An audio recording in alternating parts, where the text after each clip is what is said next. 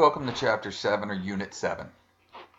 Now we deal with methods, and in C# we call them methods. They're actions, doing something, some functionality if you will. And a lot of times you'll hear in other languages they're called functions, a way to perform a task. So classes and objects, they have attributes, which are the values, constants and variables. And they also have functionality, which is our functions or methods. Okay, so let's talk about methods. Now, methods themselves are ways to get things done. And I like to compare methods and how we use them in programming to outsourcing work. Now, I don't need to be able to do everything. As long as I know somebody that can do it, all I have to do is contact them, say, look, I need you to come by and repair my pool for me. They'll come by and do the work necessary, and it all worked out great.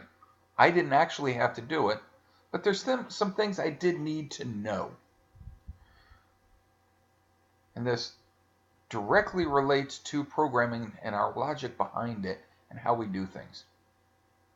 I need to know first the name of the method or the function. I need to know the name of the person I'm outsourcing the work to. If I don't know the name, I can't call them or invoke their services.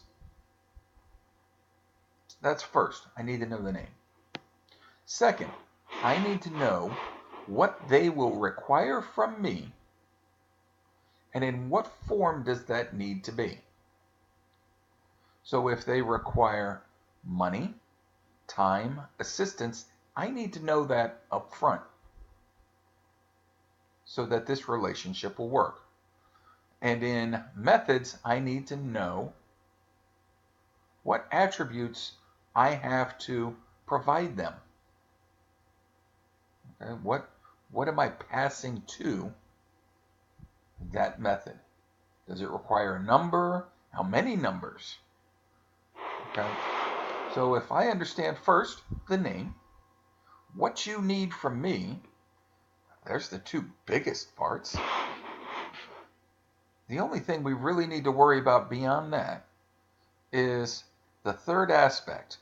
And the third aspect is, what are you going to do for me or provide to me?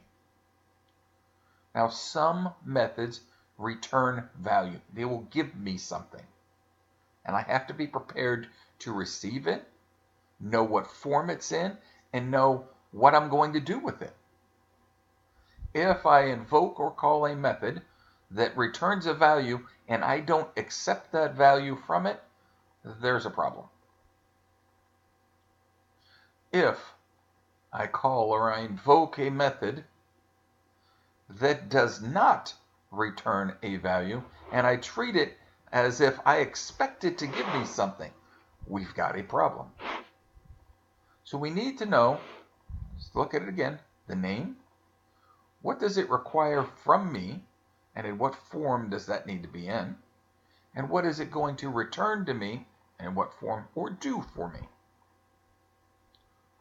Now, knowing what it requires from me, it'd be like me having my pool guy come by and treat my pool with chlorine this weekend. And when it comes time to pay him, I said, well, here you go. Here's a bag of coconuts. I say, yeah, coconuts aren't going to work, but they've got value to me. Well, that's not how this works. He's got an expectation of what he requires from me, and that's cash or a check. So there are clear expectations when it comes to what we're passing, what it's giving us back, so the arguments we pass, the parameters we receive, and the form they need to be in, the order that we pass those arguments, That's important.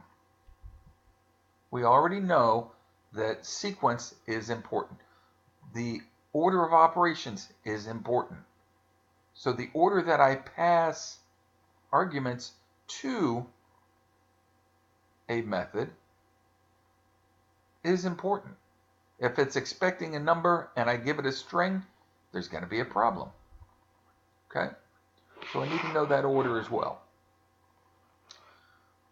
Pay close attention in the exercises this week. This is something that's building over and over again. We're getting stronger in what we're doing. Right?